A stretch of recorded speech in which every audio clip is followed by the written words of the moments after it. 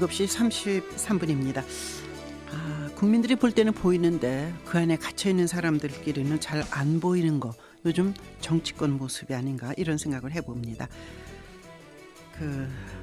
이희호 여사가 낙상을 해서 골반뼈에 금이 가서 병원에 입원을 했다고 합니다. 문재인 대표에게 여러 번 전화를 해서 홍거리는 정치에 맞지 않으니까 끌어들이지 말아달라고 얘기를 했는데 통화는 직접 안 되고 비서실장인 박광원 의원하고는 통화가 됐었다. 박주선, 제일 먼저 탈당한 박주선 의원이 오늘 국민의당과 통합한다. 이런 여러 가지 얘기가 나오는데 정치권 얘기를 한번 분석하도록 하겠습니다. 정치평론가 유창선 박사입니다. 안녕하십니까? 예, 안녕하세요. 네, 유 박사님, 예. 신나는 소식은 없는데 오늘 신나는 소식 하나 있어요. 올림픽 연속 8회 출전, 세계 축구 사상 처음 있는 일을 우리 선수들이 해냈다는 거. 카타르에 3대1로 이겼어요. 예, 네. 신나는 소식인데 제가 뭐 해설해드릴 부분이 아니어서 아쉽습니다. 아니, 예. 왜냐하면 정치권 얘기하려니까 골치가 아파요. 네. 예, 제가 얘기드릴 거는 별로 그렇게 신나는 소식은 뭐 아직 없는 것 같아요. 그러시죠. 자, 일단 뭐 어제 전북도당 창당대회도 하고 부산시당 창당대회도 한 국민의당 얘기부터 시작해볼까요? 오늘 박주선 의원이 통합한다는 뉴스도 잠시 떴더라고요. 어떻게 보시나요? 예, 박주선 의원이 천정배 의원이 뭐 전격적으로 안철수 의원하고 뭐 통합 선언하는 거에 대해서 불쾌한 반응을 보였었죠. 네. 사실 바로 그 전날까지 천정배 의원이 박주선 의원하고 이제 같이 하는 거로 그쪽에서 이제 통합을 먼저 하는 거로 얘기를 했는데 네. 혼자서만 그냥 먼저 덜컥 선언을 해버리니까 상당히 이제 기분은 이제 나빴는데 그래도 박주선 의원이 오히려 그 국민의당과의 통합에 대해서는 가장 좀 적극적이었습니다. 네. 그래서 그런 어떤 뭐 감정에도 불구하고 자신이 생각했던 그냥 이제 통합 이거를 그냥 한다 뭐 이런 이제 얘기가 되겠습니다. 네, 박준영 전 지사가 만들고 있는 당도 함께 가는 건가요? 그쪽은 아직은 좀 얘기가 본격적으로 나오지는 않고 있습니다. 네. 물론 이제 국민의당 입장에서도 가급적 이제 호남 신당의 갈래를 다 흡수해가지고 네. 좀 이제 세불리기 이런 거를 먼저 호남 지역에서 극대화할 필요성은 이제 있는데요. 그런데 박준영 전 지사나 김민석 전 의원 같은 경우는 그렇게 뭐 무게를 싣는 분위기는 이제 아닌 것 같습니다. 네. 정말 이제 그쪽하고의 이제 통합의 경우 다른 곳하고는 달리 이 호남에서의 그 민심이 어떤 평가를 내리고 어떻게 받아들일지 이게 또 좀 조심스러운 부분이 있거든요. 네. 그렇기 때문에 아마 그 부분에 대해서는 앞으로 어떻게 이제 진행을 할지 이건 아마 조금 이제 국민의당도 좀 고심을 하지 않겠나 생각이 됩니다. 아무래도 그 과정에서 또 자칫하면 또 뭐 지분 얘기 혹시 이런 거가 나오거나 이러면 또 이제 악재가 될 수 있으니까 네. 아마 그런 부분도 좀 이제 조심스러운 게 있을 겁니다. 네, 역시 이제 배지를 빨리 20개를 채워야 되는 뭐 성급함 이런 것도 있겠죠. 교섭단체 그렇죠. 구성을 2월 13일인가 15일까지 해야 되지 않습니까? 자, 지금 어제 그 전북도당 창당대회에서 한상진 위원장이 날석의 김종인 저쪽 위원장을 비판했더라고요. 정말 놀라울 정도로 날선 발언이었고 부산시당 창당대회에서도 역시 뭐 누가 시당 위원장을 하느냐 해서 격돌을 했다던데 미래를 어떻게 보십니까? 국민의당의 미래를. 예, 국민의당 뭐 내부적으로 아직까지도 뭔가 정비가 좀 이제 덜 된 이제 뭐 그런 모습입니다. 네. 말씀하신 것처럼 어제 그 부산 그 시당 그 창당대회에서는 그 위원장절에 둘러싸고 네 분이 그 현장에서 이제 펼쳐지는 그런 어떤 좀 낯뜨거운 이제 장면이 있기도 이제 했었는데요. 네. 물론 지금 뭐 여러 가지 다양한 세력이나 사람들이 지금 같이 하면서 시작하는 단계에서 이런저런 일들이 뭐 있을 수는 있겠습니다만은 아무래도 이 국민의당 같은 경우 과거 기득권 정치와 새로운 무엇을 보이겠다고 하면서 나섰기 때문에 그런 장면 하나가 바로 민감하게 이제 좀 안 좋은 영향을 이제 끼치고 있는 거로 보입니다. 네.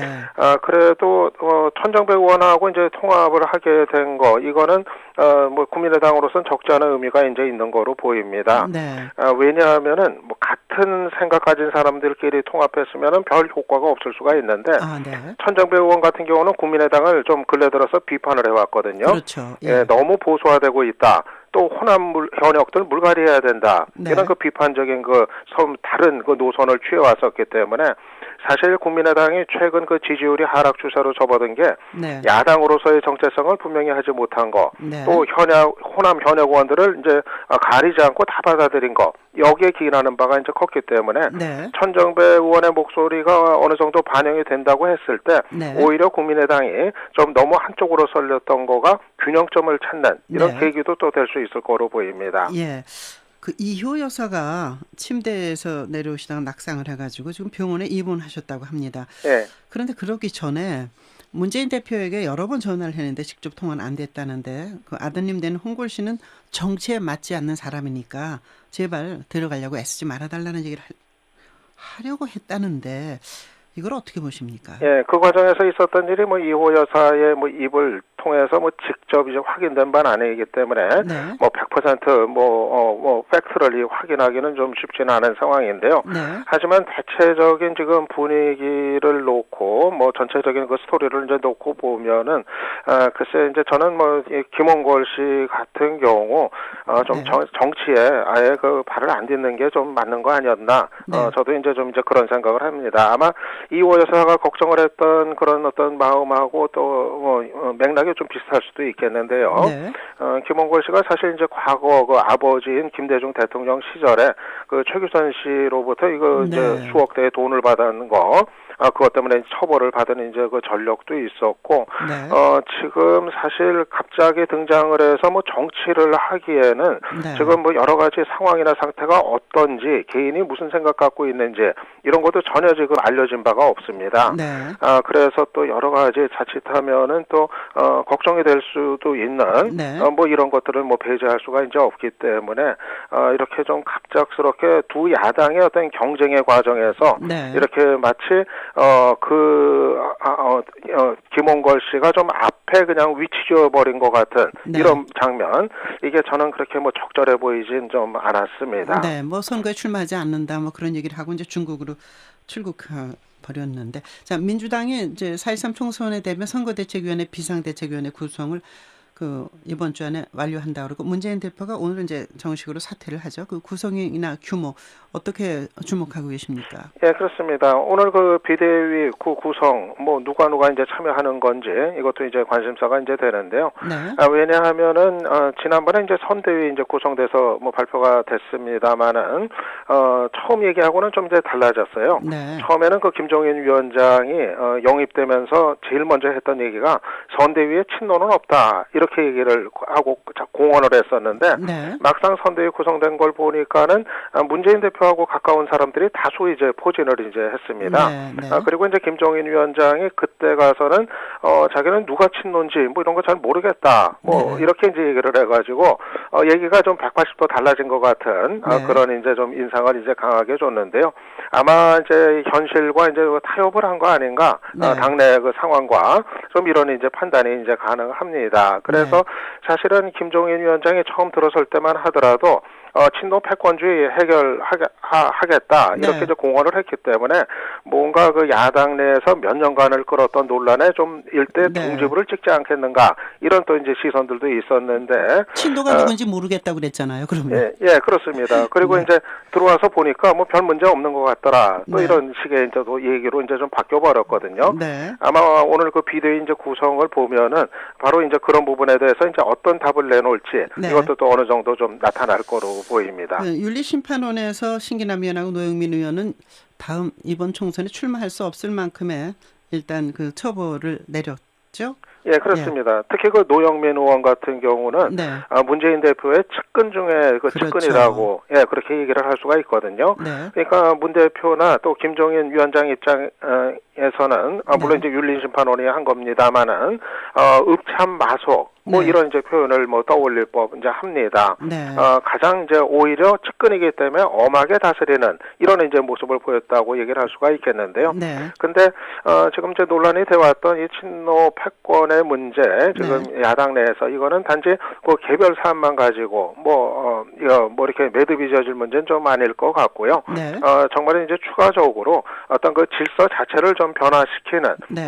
뭐 더 이제 여러 사람들이 뭐 용퇴를 하거나 되거나 아니면은 뭐 또 이제 뭐 물갈이가 뭐 될 필요한 사람은 물갈이가 이제 되거나 이런 식으로 해가지고 더 이상 어떤 그 특정 어떤 계파가 계속 이제 그 장악을 하고 가는 그 질서가 달라졌다 이런 얘기가 이제 나올 단계가 돼야 아마 좀 그 얘기는 좀 사라질 거로 보입니다. 뭐 윤리 심판의 그 결정에 있어서 누구 이름 딱 대면서 왜 봐주느냐 더 한 거 아니냐 뭐 이런 얘기도 나오더라고요. 일단 뭐 새누리당도 조용하지는 않습니다. 친박이니 비박이니 진박이니. 근데 그 김무성 대표가 한 언론과 인터뷰에서 권력자의 뜻에 따라서 선진화법이 그렇게 됐다. 권력자라는 건 아마 박근혜 당시 비상대책위원장을 지칭하는 것 같습니다만. 자, 새누리당 얘기 좀 해주십시오. 뭐 새누리당이 지금 뭐 요즘 야당 뉴스가 워낙 많아가지고 거기에 이제 덮여져 있어서 그렇지. 내부 상황이 뭐 지금 이제 간단치는 않습니다. 이 친박하고 비박 간의 이 갈등, 뭐 여러 가지 문제 뭐 사사건건 지금 이제 부딪히고 있고요.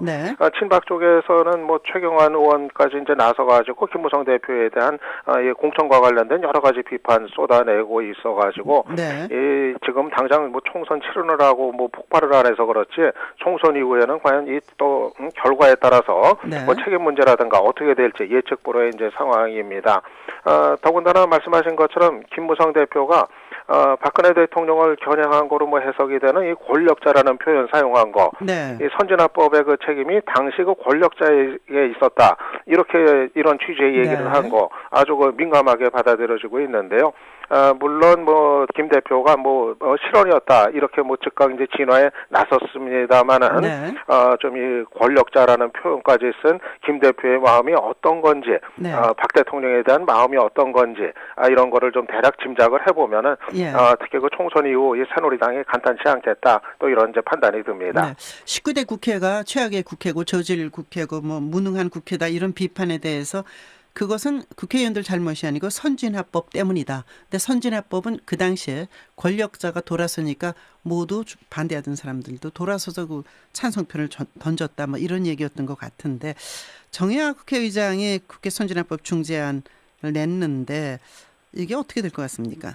여당에서는 관심은 갖는데 뭐 덜컥 이제 그대로 뭐 받겠다 이거는 이제 아닌 것 같아요. 지금 새누리당이 요구하고 있는 건 직권상정 요건 완화거든요. 그런데 정의화 의장은 그거 대신에 안건을 신속하게 처리할 수 있는 제도. 그러니까 과반수당이 요구하면은 75일 까지 이내에는 그 안건이 처리가 가능하도록 그 부분으로 이제 손을 대자 이런 이제 중재안을 내놓은 겁니다. 새누리당은 두 가지를 다 병행하는 방법을 찾아보자는 건데 정의화 의장은 둘 다 병행은 안 된다. 둘 가운데 하나를 선택해야 될 성질의 문제다. 이런 입장이어서 좀 입장 차이가 여전히 있는 상태고요. 정의화 의장 중재안에 대해서 야당은 지금 부정적인 입장을 밝혀가지고 그대로 뭐 여야 그 대타협이 있기는 좀 쉽지는 않아 보입니다. 아무튼 이 선진화법 뭐 어떤 식으로든 뭐 개선이 뭐 필요한 거는 이제 분명해 보입니다. 뭐 무한정 그냥 이렇게 법안이 처리가 되지 않는 거 이거는 문제는 있어 보이는데 근데 또 이게 국회법은 항상 또 여야 합의를 원칙으로 처리를 해왔거든요. 뭐 어느 한쪽이 그냥 밀어붙이는 식으로 하지는 않아왔던 게 국회법이었기 때문에 개선은 합리적으로 이제 하되 좀 여야가 좀 합의 도출을 위해서 좀 시간이 더 걸리더라도 좀 그럴 필요는 있지 않나 또 생각을 같이 해봅니다. 헌법재판소에 가 있는데 헌재의 판결이 아마 오늘 내일 2, 3일 안에 나오지 않을까 싶은데 그것도 봐야 되겠습니다. 자, 말씀 잘 들었습니다. 정치평론가 유창선 박사였습니다. 7시 46분입니다.